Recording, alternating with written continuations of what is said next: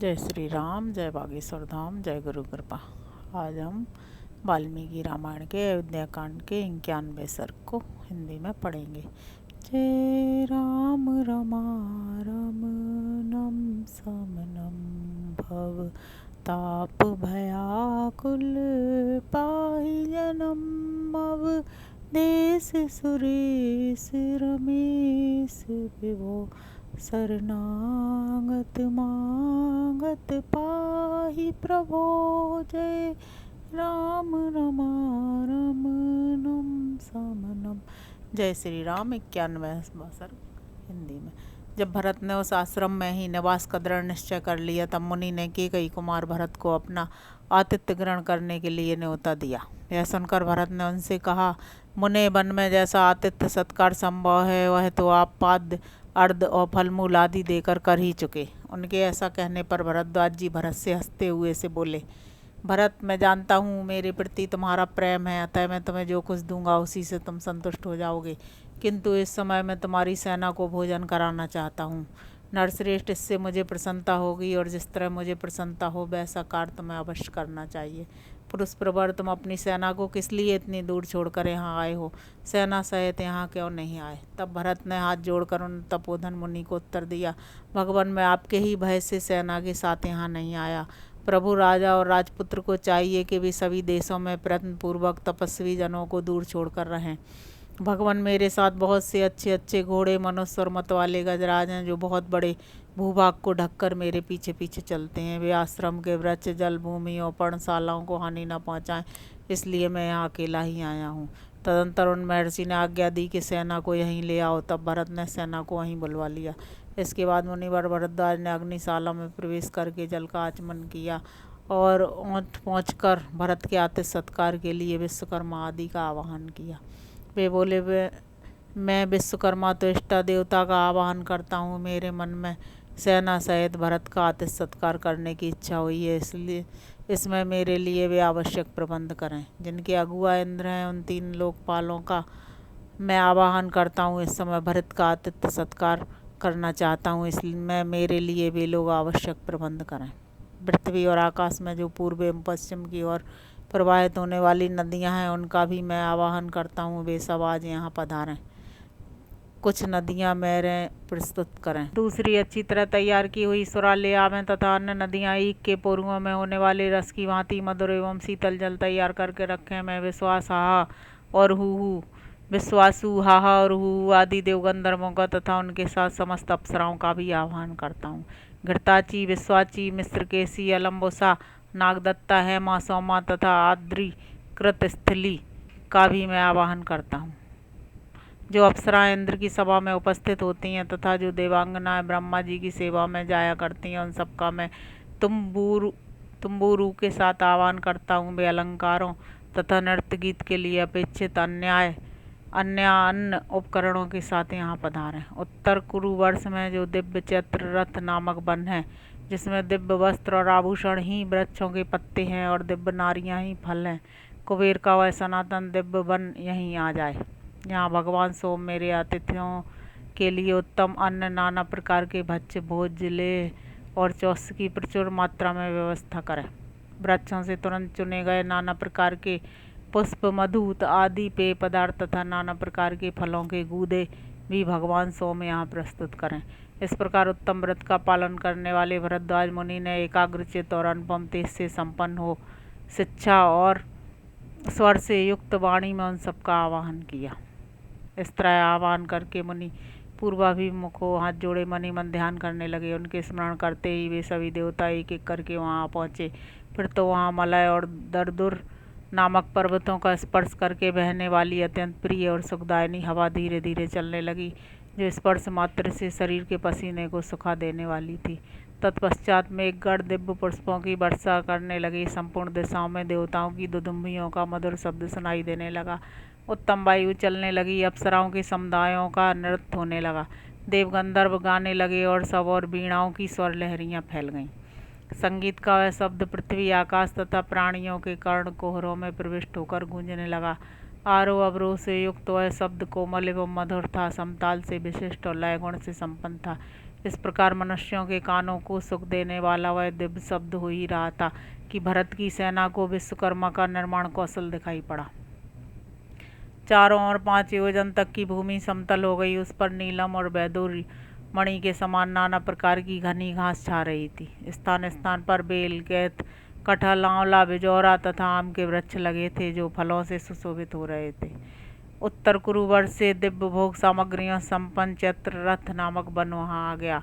साथ ही वहाँ की रमणीय नदियाँ भी आ पहुँची जो बहुसंख्यक तटवर्ती वृक्षों से घिरी हुई थीं। उज्ज्वल 4-4 कमरों से युक्त गृह तैयार हो गए। हाथी और घोड़ों के रहने के लिए शालाएं बन गईं। अट्टालिकाओं तथा शतमंजिले महलों से युक्त सुंदर नगर द्वार भी निर्मित हो गए। राज परिवार के लिए बना हुआ सुंदर द्वार से युक्त दिव्य भवन श्वेत बादलों के समान शोभा पा रहा था और सफ़ेद फूलों की माला से सजाया गया और दिव्य सुगंधित जल से सींचा गया था। वह महल चौकोना तथा बहुत बड़ा था। उसमें संकीर्णता का अनुभव नहीं होता था। उसमें सोने, बैठने और सवारियों के रहने के लिए अलग अलग स्थान थे। वहाँ सब प्रकार के दिव्य रस, दिव्य भोजन और दिव्य वस्त्र प्रस्तुत थे।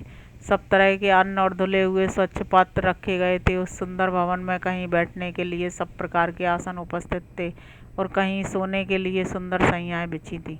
महर्षि भरद्वाज की आज्ञा से केकई पुत्र महाबाहु भरत ने नाना प्रकार के रत्नों से भरे हुए उस महल में प्रवेश किया। उनके साथ साथ पुरोहित और मंत्री भी उसमें आ गए। उस भवन का निर्माण कौशल देखकर उन सब लोगों को बड़ी प्रसन्नता हुई। उस भवन में भरत ने दिव्य राज सिंहासन, चमर और छत्र भी देखे तथा वहाँ राजा श्री राम की भावना करके मंत्रियों के साथ उन समस्त राज्य भोग वस्तुओं की प्रदक्षिणा की। सिंहासन पर श्री रामचंद्र जी महाराज विराजमान है ऐसी धारणा बनाकर उन्होंने श्री राम को प्रणाम किया और उस सिंहासन की भी पूजा की। फिर अपने हाथ में चमर ले वे मंत्री के आसन पर जा बैठे। तत्पश्चात पुरोहित और मंत्री भी क्रमशः अपने योगासनों पर बैठे। फिर सेनापति और प्रशासता छावनी की रक्षा करने वाले भी बैठ गए। तदंतर वहाँ 2 ही घड़ी में भरद्वाज मुनि की आज्ञा से भरत की सेवा में नदियाँ उपस्थित हुईं जिनमें कीच के स्थान में खीर भरी थी। उन नदियों के दोनों तटों पर ब्रह्मश्री भरद्वाज की कृपा से दिव्य एवं रमणीय भवन प्रकट हो गए थे जो चूने से पुते हुए थे। उसी मुहूर्त में ब्रह्मा जी की भेजी हुई दिव्य आभूषणों से विभूषित 20,000 दिव्यांगनाएं वहाँ आईं। इसी तरह स्वर्ण, मणि, मुक्ता और मूंगों के आभूषणों से सुशोभित कुबेर की भेजी हुई 20,000 दिव्य महिलाएं भी वहाँ उपस्थित हुईं जिनका स्पर्श पाकर पुरुष उन्मादग्रस्त सा दिखाई देता है। इनके सिवा नंदन वन से 20,000 अप्सराएं भी आईं। नारद, तुम्बुरु और गोप अपनी कांति से सूर्य के समान प्रकाशित होते थे। ये तीनों गंधर्व राज भरत के सामने गीत गाने लगे। अलम्बुसा, मिश्रकेशी, पुंडरीका और बामना ये 4 अप्सराएं भरद्वाज मुनि की आज्ञा से भरत के समीप नृत्य करने लगीं। जो फूल देवताओं के उद्यानों में और जो चैत्ररथ वन में हुआ करते हैं वे महर्षि भरद्वाज के प्रताप से प्रयाग में दिखाई देने लगे। भरद्वाज मुनि के तेज से बेल के वृक्ष मृदंग बजाते, बहेड़े के पेड़ सम्या नामक ताल देते और पीपल के वृक्ष वहाँ नृत्य करते थे। तदंतर देवदारू, ताल, तिलक और तमाल नामक वृक्ष कुबड़े और बौने बनकर बड़े हर्ष के साथ भरत की सेवा में उपस्थित हुए। सिंसपा, आमल की और जम्बू आदि स्त्रीलिंग वृक्ष तथा मालती, मल्लिका और जाति आदि वन की लताएं नारी का रूप धारण करके भरद्वाज मुनि के आश्रम में आ बसीं। मधु का पान करने वाले लोगों, लो यह मधु पान कर लो। तुम में से जिन्हें भूख लगी हो वे सब लोग यह खीर खाओ और परम पवित्र फलों के गूदे भी प्रस्तुत हैं, इनका आस्वादन करो। जिसकी जो इच्छा है वही भोजन करो। 7-8 तरुणी स्त्रियां मिलकर एक एक पुरुष को नदी के मनोहर तटों पर उपटन लगा लगा कर नहलाती थीं। बड़े बड़े नेत्रों वाली सुंदरी रमणियां अतिथियों का पैर दबाने के लिए आई थीं। वे उनके भीगे हुए अंगों को वस्त्रों से पोंछकर शुद्ध वस्त्र धारण कराकर उन्हें स्वादिष्ट पेय पिलाती थीं। तत्पश्चात भिन्न भिन्न वाहनों की रक्षा में नियुक्त मनुष्यों ने हाथी, घोड़े, गधे, ऊँट और बैलों को भली भांति दाना, घास आदि का भोजन कराया। इक्ष्वाकु कुल के श्रेष्ठ योद्धाओं की सवारी में आने वाले वाहनों को वे महाबली वाहन रक्षक प्रेरणा दे देकर गन्ने के टुकड़े और मधु मिश्रित लाभी खिलाते थे। घोड़े बांधने वाले सईस को अपने घोड़े का और हाथीवान को अपने हाथी का कुछ पता नहीं था। सारी सेना वहाँ मत्त प्रमत्त और आनंद मग्न प्रतीत होती थी। संपूर्ण मनोवांछित पदार्थों से तृप्त होकर लाल चंदन से चर्चित हुए सैनिक अप्सराओं का संयोग पाकर निम्नांकित बातें कहने लगे। अब हम अयोध्या नहीं जाएंगे, दंडकारण्य में भी नहीं जाएंगे, भरत सकुशल रहें तथा श्री रामचंद्र जी भी सुखी रहें। इस प्रकार पैदल सैनिक तथा हाथी सवार, घुड़सवार, सहीस और महावत आदि उस सत्कार को पाकर स्वच्छंदो उपयुक्त बातें कहने लगे। भरत के साथ आए हुए हजारों मनुष्य वहाँ का वैभव देखकर हर्ष के मारे फूले नहीं समाते थे और जोर जोर से कहते थे, यह स्थान स्वर्ग है। सहस्त्रों सैनिक फूलों के हार पहनकर नाचते हंसते और गाते हुए सब और दौड़ते फिरते थे। उस अमृत के समान स्वादिष्ट अन्न का भोजन कर चुकने पर भी उन दिव्य भक्ष्य पदार्थों को देखकर उन्हें पुनः भोजन करने की इच्छा हो जाती थी। दास दासियां, सैनिकों की स्त्रियां और सैनिक सबके सब नूतन वस्त्र धारण करके सब प्रकार से अत्यंत प्रसन्न हो गए थे। हाथी, घोड़े, गधे, ऊंट, बैल, मृग तथा पक्षी भी वहाँ पूर्ण तृप्त हो गए थे। अतः कोई दूसरी किसी वस्तु की इच्छा नहीं करता था। उस समय वहाँ कोई भी मनुष्य ऐसा नहीं दिखाई देता था जिसके कपड़े सफ़ेद ना हो, जो भूखा या मलिन रह गया हो अथवा जिसके केस धूल से दूषित हो गए हों। अजवाइन मिलाकर बनाए गए, बराही कंद से तैयार किए गए तथा आम आदि फलों के गर्म किए हुए रस में पकाए गए उत्तमोत्तम व्यंजनों के संग्रहों, सुगंध युक्त रस वाली दालों तथा श्वेत रंग के भातों से भरे हुए सहस्त्रों स्वर्ण आदि के पात्र वहाँ सब और रखे हुए थे, जिन्हें फूलों की ध्वजाओं से सजाया गया था। भरत के साथ आए हुए सब लोगों ने उन पात्रों को आश्चर्यचकित होकर देखा। वन के आसपास जितने कुएं थे उन सब में गाढ़ी स्वादिष्ट खीर भरी हुई थी। वहाँ की गऊएं कामधेनु हो गई थीं और उस दिव्य वन के वृक्ष मधु की वर्षा करते थे।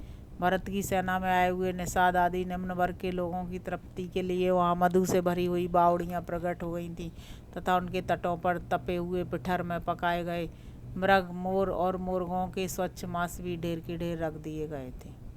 वहाँ सहस्त्रों सोने के अन्न पात्र, लाखों व्यंजन पात्र और लगभग 1 अरब थालियाँ संग्रहित थीं। पिठर, छोटे छोटे घड़े तथा मटके दही से भरे हुए थे और उनमें दही को सुस्वादु बनाने वाले सौंठ आदि मसाले पड़े हुए थे। एक पहर पहले के तैयार किए हुए केसर मिश्रित पीतवर्ण वाले सुगंधित तक्र के कई तालाब भरे हुए थे। जीरा आदि मिलाए हुए तक्र, सफ़ेद दही तथा दूध के भी कई कुंड पृथक पृथक भरे हुए थे। शक्करों के कई ढेर लगे थे। स्नान करने वाले मनुष्यों को नदी के घाटों पर भिन्न भिन्न पात्रों में पीसे हुए आंवले, सुगंधित चूर्ण तथा और भी नाना प्रकार के स्नान उपयोगी पदार्थ दिखाई देते थे। साथ ही ढेर के ढेर दातुन जो सफ़ेद कुरूचे वाले थे वहाँ रखे हुए थे। संपुटों में घिसे हुए सफ़ेद चंदन विद्यमान थे। इन सब वस्तुओं को लोगों ने देखा। इतना ही नहीं, वहाँ बहुत से स्वच्छ दर्पण, ढेर के ढेर वस्त्र और हजारों जोड़े खड़ाऊ और जूते भी दिखाई देते थे। काजलों सहित कजरोटे, कंघे, कुर्च, छत्र, धनुष, मर्म स्थानों की रक्षा करने वाले कवच आदि तथा विचित्र सैया और आसन भी वहाँ दृष्टिगोचर होते थे। गधे, ऊँट, हाथी और घोड़ों के पानी पीने के लिए कई जलाशय भरे थे, जिनके घाट बड़े सुंदर और सुखपूर्वक उतरने योग्य थे। उन जलाशयों में कमल और उत्पल शोभा पा रहे थे। उनका जल आकाश के समान स्वच्छ था तथा उनमें सुखपूर्वक तैरा जा सकता था। पशुओं के खाने के लिए वहाँ सबौर, नील, वैदूर्य, मणि के समान रंग वाली हरी एवं कोमल घास की ढेरियाँ लगी थीं। उन सब लोगों ने वे सारी वस्तुएं देखीं। महर्षि भरद्वाज के द्वारा सेना सहित भरत का किया हुआ वह निर्वचनीय आतिथ्य सत्कार अद्भुत और स्वप्न के समान था। उसे देखकर वे सब मनुष्य आश्चर्यचकित हो उठे। जैसे देवता नंदन वन में विहार करते हैं, उसी प्रकार भरद्वाज मुनि के रमणीय आश्रम में यथेष्ट क्रीड़ा विहार करते हुए उन लोगों की वह रात्रि बड़े सुख से बीती। तत्पश्चात वे नदियाँ, गंधर्व और समस्त सुंदरी अप्सराएं भरद्वाज जी की आज्ञा ले जैसे आई थीं उसी प्रकार लौट गईं। सवेरा हो जाने पर भी लोग उसी प्रकार मधुपान से मत्त एवं उन्मत्त दिखाई देते थे। उनके अंगों पर दिव्य अगरू युक्त चंदन का लेप ज्यों का त्यों दृष्टिगोचर हो रहा था। मनुष्यों के उपभोग में लाए गए नाना प्रकार के दिव्य उत्तम पुष्पहार भी उसी अवस्था में पृथक पृथक बिखरे पड़े थे। इस प्रकार श्री वाल्मीकि निर्मित आर्ष रामायण आदि काव्य के अयोध्याकांड में 91वां सर्ग पूरा हुआ। जय श्री राम, जय बागेश्वर धाम, जय गुरु।